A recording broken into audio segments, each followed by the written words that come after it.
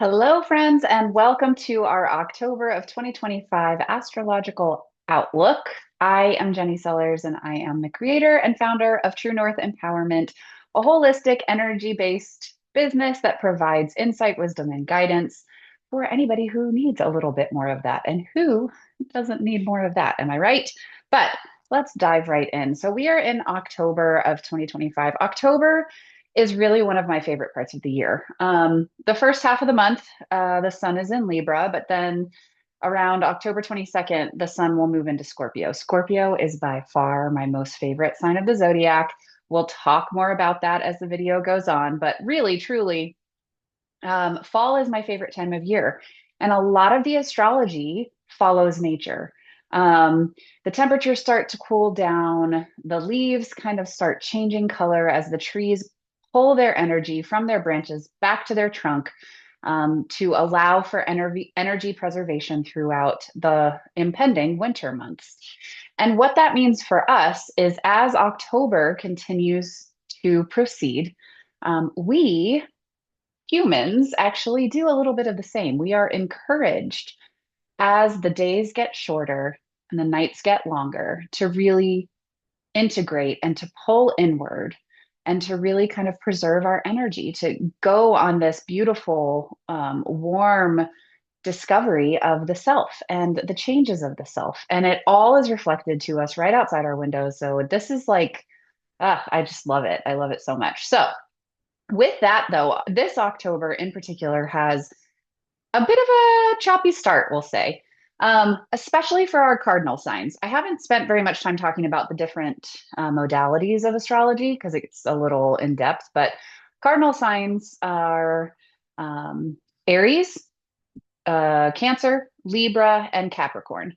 And they are in the zodiac wheel. They are if you were to think of like a north, south, east, and west in a compass, cardinal signs are the signs that would sit at each of those points on the compass.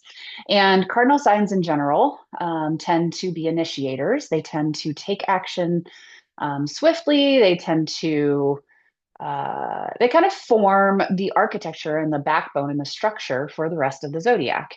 So again, Aries, Cancer, Libra, Capricorn. Take a look around, see what's going on in your world, see how things are changing. And especially during this first week of October, really take stock. And even into the second week, there is something in astrology, and it's not exact. So I bring this up with kind of just an awareness tool, if you will. But for our cardinal signs, things might be a little bit tense for you right now. And the reason I say that is because there's another thing in astrology called a grand cross, which means it's what happens when four planets form squares to one another. And right now, our cardinal signs are each housing a planet that is forming a 90-degree angle to another. And again, it's not to the exact degree, but that does not mean we shouldn't talk about it because it is very powerful energy for transition and change. Um, so if you are one of those four cardinal signs, just know that if things are a little bit topsy-turvy right now, especially right after the eclipse, it's likely because of this energy that's happening all around us in those four signs that is all tension. So just be aware if you are one of those four signs and things are a little bit in upheaval right now, throughout the first week into the second week, that should start to dissipate a little bit. However, it will pick back up a little bit later in the month. The other highlight of the first 2 weeks of October is Mercury.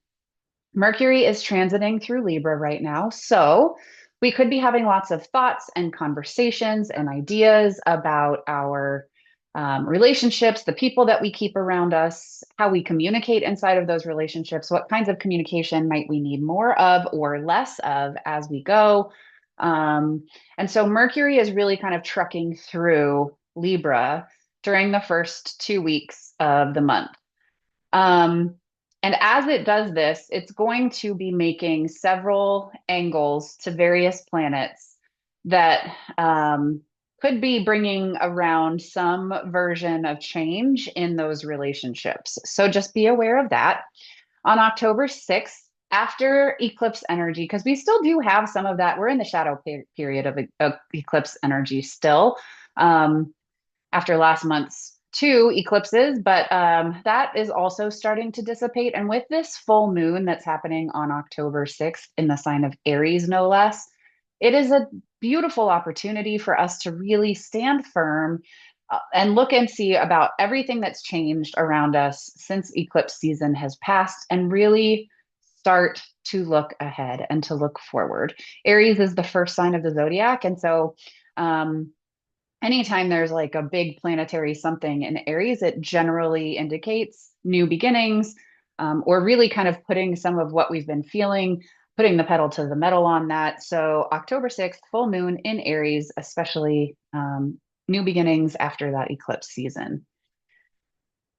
Shortly after Mercury kind of continues its parade through Libra, Venus is going to follow suit. So, after you've had these ideas and these conversations and this communication surrounding your relationships, Venus, the planet of worth and value, is going to be making that same march that Mercury just went through. So, I like to think of that as Mercury is kind of paving the way, asking us to do some hard things, and then also allowing us the opportunity to really um, find out what we value inside of all of what Mercury just paved the way for. So, what is the value that you see in your relationships and partnerships? Where is value maybe lacking?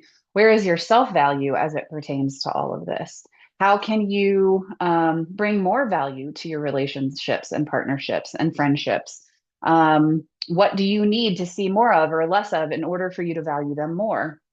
All of those things are going to be kind of in front and center in the mind here as we walk through the second week of October.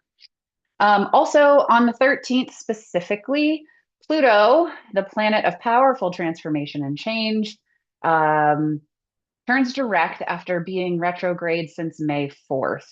So May, June, July, August, September, October. It's almost 6 months worth of, it's 5 months at least, worth of really kind of just sitting back and kind of maybe not really taking action towards change, being more receptive. And now with Pluto turning direct, we are kind of given the green light to put some of those changes into play. So be aware for a shift in energy around all of that. Come the 17th, this is what I was talking about earlier. We have not quite Grand Cross energy for our cardinal signs anymore, but with the way the planets are aligning themselves, it's forming what is known as a T square. Again, it is um, it's a tension point. And again, it's happening for our cardinal signs. So Aries, Cancer, Libra, Capricorn. Around the 17th, just know if there are points of tension. The key to getting out of that tension is going to be in really looking at the finer details of what you're dealing with. What are the structures, the boundaries, the formations that need to be put into play? What is the nitty gritty behind all of this? How can you actually start to make your way through some of this change or these tension points and really just start kind of building and crafting around yourself? So, really getting into the details and focusing on all of that will be very helpful come that time of the month. Otherwise, like I said, on the 22nd, the sun does transit into Scorpio. Scorpio is such a beautiful, beautiful sign. And I don't just say that because I have my moon there. I say that because I truly do value the role that Scorpio plays in the zodiac. It takes everything that we walk through during the first 6 months of the year, 7 months actually, and it really is the integration point for us. It's where we take everything that we've walked through since the beginning of the astrological new year, which is in March. So think back, what started new for you in March?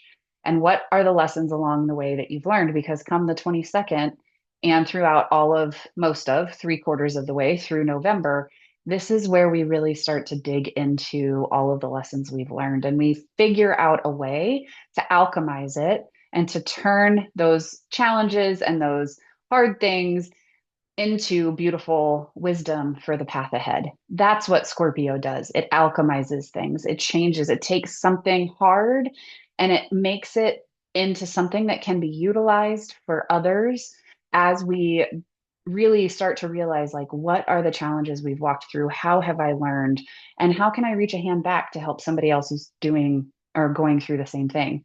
That's the essence of Scorpio. It asks us to dig deep. It asks us to uncover things about ourselves. And so all of that will start to kind of come forward for us here at the end of the month. On the same day, Neptune is going to turn retrograde in Pisces. And so just be aware of your dreams. If they get either more vivid, or if you oftentimes do remember your dreams and you're not able to anymore, that could be as a result of Neptune kind of slowing down, and really just kind of allowing your dreams and your connection to the ethers and the outside world that's not very tangible, just really kind of reconnecting with that, allowing yourself to just be present for it, especially at this time of the year when the veil is really thin. So all of that's happening on the 22nd. And then the 24th through the 29th is really this beautiful time for all blessings and things to come forward for us. There's lots of trines, which are 60-degree angles, which are generally more supportive energy flow, allow for more support in energy flow in and of itself. So the 24th through the 29th, we have a lot of really beautiful, just soft energy kind of coming our way. So be on the lookout for all of that. And thank you so much, as always, for spending this time with me. I look forward to it every month. And if you have any questions, I'm always available to go into further depth about how this affects you specifically through astrology readings or cards, or even just some, chatting about spirituality and, kind of trying to figure out exactly what it is that you believe. I love helping people kind of walk through some of that. So thank you so much. Have a wonderful October, and I will see you again soon.